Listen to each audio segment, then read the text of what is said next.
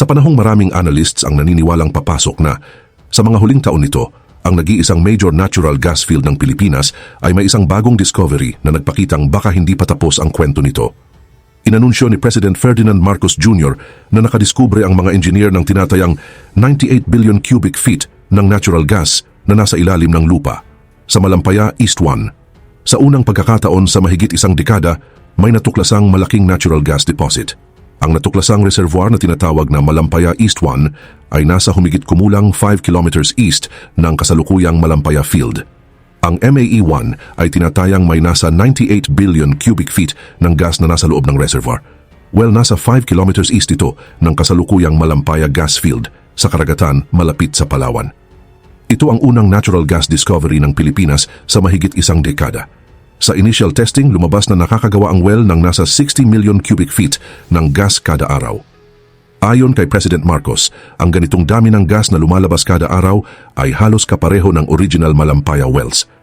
May condensate din ang discovery, isang valuable liquid hydrocarbon, at sinabi niyang maaari itong makagawa kalaunan ng halos 14 billion kilowatt hours ng kuryente na nagpapatunay na isa itong high productivity resource na maihahambing sa original Malampaya wells.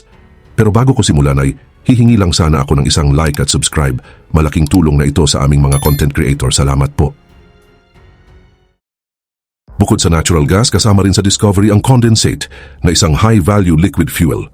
Sa loob ng maraming taon, nagbabala ang mga eksperto na ang Malampaya, ang tanging sariling source ng natural gas ng Pilipinas, ay maaaring maubusan ng commercially viable gas pagsapit ng around 2027. Dahil ang field ang nagbibigay ng fuel sa mga power plant na gumagawa ng malaking bahagi ng kuryente ng Luzon, nanganganib na mas umasa ang bansa sa imported liquefied natural gas kapag bumaba ang production nito. Kaya napakahalaga ng MAE-1 discovery. Kailangan pa ring magsagawa ng karagdagang appraisal sa well bago magsimula ang commercial production at walang garantiya na lahat ng tinatayang gas ay kayang makuha ng kumikita. Gayunpaman, ito ang pinakamalakas na senyales sa loob ng maraming taon na maaaring may natitira pang gas sa Malampaya na hindi pa nagagamit. Mahalaga rin ang timing nito. Noong 2023, pinalawig ng Philippine government ang Malampaya service contract ng 15 years na nagbigay sa mga operator ng mas maraming panahon para maghanap ng karagdagang reserves sa paligid ng kasalukuyang field. Noong panahong iyon, walang garantiya na ang desisyong iyon ay hahantong sa isa pang malaking discovery. Subalit ngayon, mukhang ang MAE-1 ang unang solid na resulta ng desisyong iyon. Ang dahilan kung bakit kapansin-pansin ang resulta ay dahil ang offshore exploration ay isa sa mga pinakamapanganib na negosyo sa energy industry. Maaaring gumastos ang mga kumpanya ng maraming taon sa pag-aaral ng isang prospect at mag-invest ng napakalaking halaga sa pag-drill ng isang well para lamang matuklasan na masyadong maliit ang reservoir, masyadong mahirap gumawa ng production, o hindi talaga ito kayang pagkakitaan. Kaya ang isang successful discovery tulad ng MAE-1 ay nakakakuha ng atensyon na lampas pa sa Pilipinas. Pero higit pa ito sa isang gas well. May mga nagtatanong kung posible bang mapahaba ng discovery na ito ang buhay ng pinakamahalagang energy project ng Pilipinas. Maaari ba nitong mabawasan ang lumalaking pagdepende ng bansa sa imported fuel? At maaari ba nitong baguhin kung paano hinaharap ng Manila ang energy security sa isang lalong nagiging competitive na Indo-Pacific?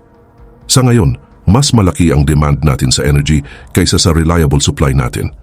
Ang totoo ay kailangan nating dagdagan ang level ng energy production. Para masagot ang mga tanong na yon, kailangan muna nating maintindihan kung bakit naging isa ang Malampaya sa pinakamahalagang energy projects sa kasaysayan ng Pilipinas. Kung talagang naubusan na ng gas ang Malampaya sa loob ng susunod na ilang taon, haharap sana ang Pilipinas sa isang malaking energy challenge. Kaya ang MAE-1 discovery ay nakakuha ng napakaraming atensyon.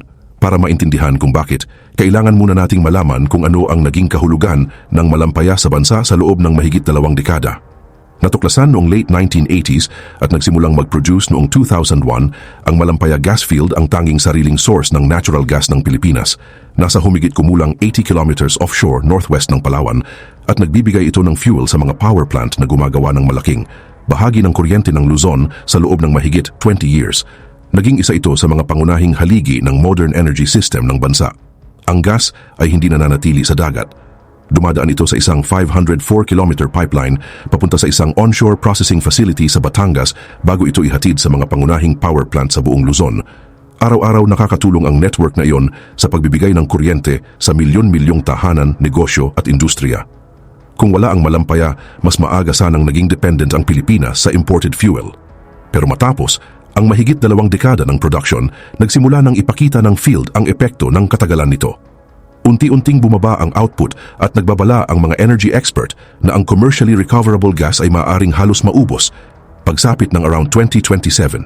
Kung mangyari iyon, nanganganib na mawala sa bansa ang nag-iisang major domestic source nito ng natural gas. Tumugon ang Pilipinas sa pamamagitan ng pagdagdag ng iba pang options. Nag-invest ito sa liquefied natural gas o LNG at nagtayo ng import terminals para makapagpatuloy sa pag-operate ang gas-fired power plants kahit bumaba na ang reserves ng malampaya. Habang pinalakas nito ang short-term energy security, pinataas din nito ang pagdepende ng bansa sa fuel na binibili sa international markets.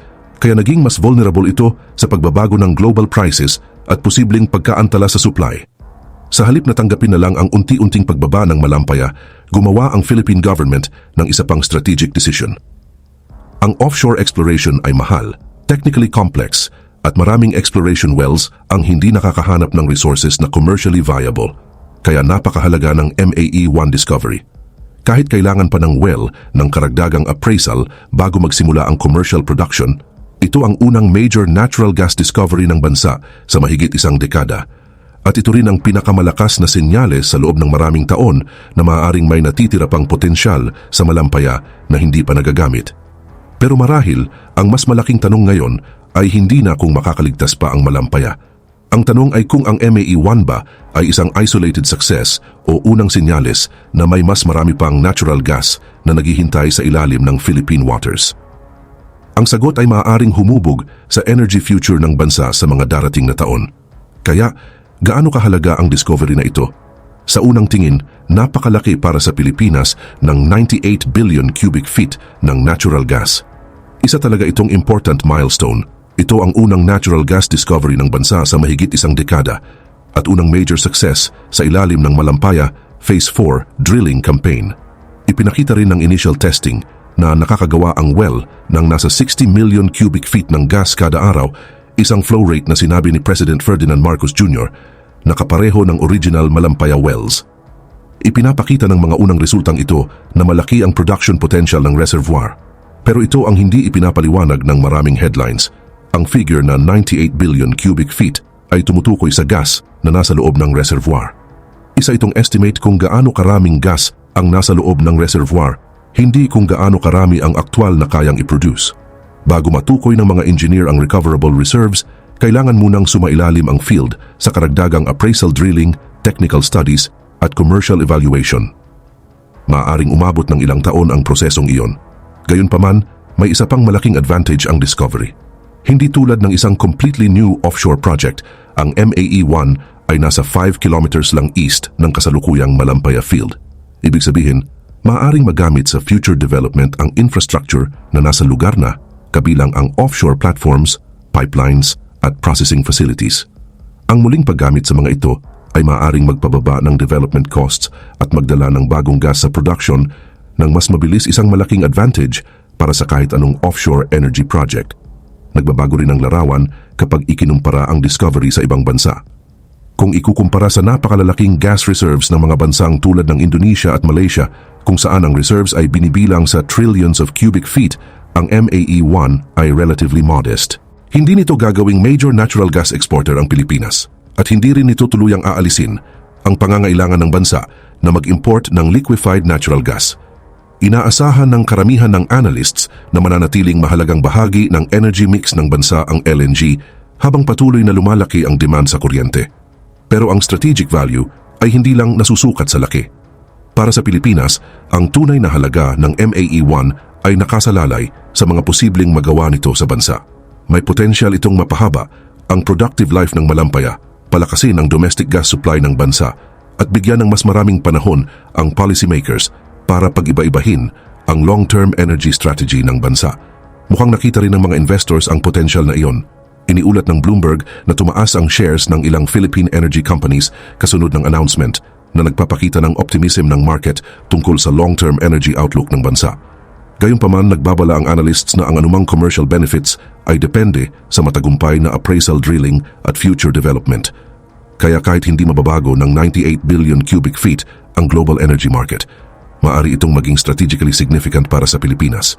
Minsan, ang halaga ng isang discovery ay hindi nasusukat sa laki nito, kundi sa mga options na binubuksan nito. At natural na humahantong ito sa susunod na tanong. Kung nagbibigay ang MAE-1 ng mas maraming options sa Pilipinas, gaano ba nito mapapalakas ang energy security ng bansa? Ang MAE-1 discovery ay isang mahalagang breakthrough, pero hindi ibig sabihin na biglang nalutas na ang mga energy challenge ng Pilipinas. Isa sa pinakamalaking misconceptions ay ang paniniwalang kapag nakahanap ng bagong gas, agad nang nawawala ang pagdepende ng bansa sa imported fuel. Sa realidad, ang MAE-1 ay isa pa lamang exploration success at hindi pa isang producing gas field. Bago magsimula ang commercial production, kailangang tapusin ng mga engineer ang karagdagang appraisal drilling. Alamin kung gaano karami sa tinatayang gas ang kayang makuha ng kumikita at kumpirmahin na ang project ay commercially viable. Maaaring abutin ng ilang taon ang prosesong iyon. Gayunpaman, nabago na ng discovery ang outlook. Sa loob ng maraming taon, inaasahan ng analysts na lalo pang asa ang Pilipinas sa imported liquefied natural gas o LNG habang bumababa ang production mula sa original Malampaya field. Pagsapit ng 2024, ang imports ay nagbibigay na ng halos kalahati ng natural gas requirements ng bansa, kaya mas exposed ang Pilipinas sa pabago-bagong global energy prices at posibleng pagkaantala sa supply. Hindi mababaligtad ng MAE-1 ang trend na iyon ng isang gabi lang, pero maaari nitong pabagalin ito. Bawat dagdag na unit ng domestically produced gas ay nagpapababa sa dami ng fuel na kailangang bilhin sa ibang bansa. Hindi lang nito pinapalakas ang energy security, nagbibigay din ito ng mas malaking flexibility sa policymakers habang nagpaplano sila para sa tumataas na demand sa electricity at sa long-term energy future ng bansa. May isa pang importanteng advantage ang discovery dahil ang MAE-1 ay nasa 5 kilometers lang mula sa kasalukuyang Malampaya facilities. Mahalaga ito dahil ang lumalaking demand ng bansa sa electricity ay nangangahulugang hindi ito pwedeng umasa sa isang aging gas field habang buhay.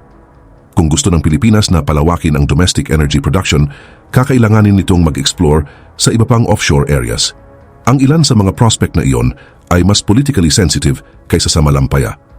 Ang pinakamagandang halimbawa ay ang Reed Bank na kilala rin bilang Reto. Matagal nang itinuturing ng energy experts na isa ito sa mga pinaka-promising na undeveloped gas prospects ng Pilipinas. Pero ang lugar ay nasa loob ng exclusive economic zone ng Pilipinas habang kabilang din sa malawak na 9-line claim ng China.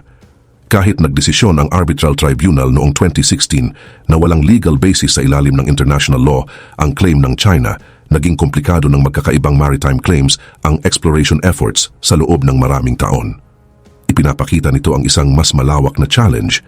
Ang offshore energy projects ay hindi na hinuhusgahan base lang sa laki ng resource. Kailangan ding isipin ng mga kumpanya at investors kung ligtas bang maisasagawa ang exploration, kung maaring magkaroon ng political o security risks ang drilling operations at kung mapoprotektahan ang long-term investments. Sa kasalukuyang Indo-Pacific, ang mga commercial decisions ay lalong naaapektuhan ng strategic environment. Isa ito sa mga dahilan kung bakit ang ME-1 ay nakakuha ng atensyon lampas sa energy sector.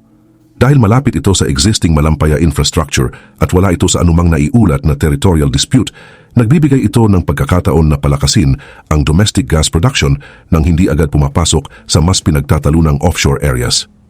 Sa madaling salita, nagbibigay ito ng mas maraming breathing room sa Pilipinas habang pinaplano nito ang susunod na phase ng energy strategy. Pero maaari ring magbigay ang MAE-1 ng mas malawak na strategic lesson. Kung magpapatuloy ang successful results mula sa exploration sa paligid ng Malampaya, maaring mabawasan ng Pilipinas ang immediate pressure na bumuo ng mas komplikadong frontier projects.